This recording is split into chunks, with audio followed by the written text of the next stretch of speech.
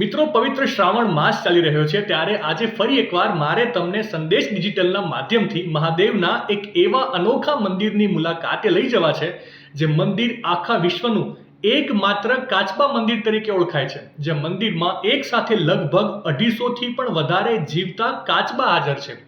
આ દ્રશ્ય રાજકોટની આજી નદીના કાંઠે બેડી નાકા પાસે ખડપીઠ રોડ પર આવેલા સોમનાથ મહાદેવના મંદિરમાં જ જોવા મળે છે। આ મંદિર આશરે 400 વર્ષ જૂનું છે, જે રાજકોટનું સૌથી પ્રાચીન મંદિર હોવાનું પણ માનવામાં આવે છે। કહેવામાં આવે છે કે જ્યારથી આ મંદિર બન્યું છે ત્યારથી જ અહીં કાચબાઓ રહે છે।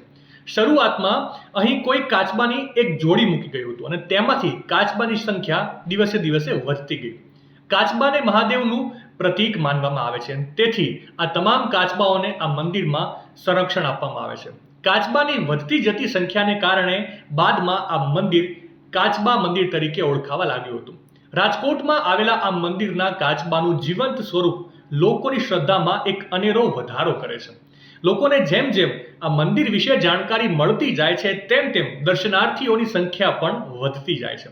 અહીં ભક્તો મહાદેવના મંદિરમાં કાચબાના જીવંત સ્વરૂપના દર્શન કરીને ખરેખર ધન્યતા અનુભવે છે।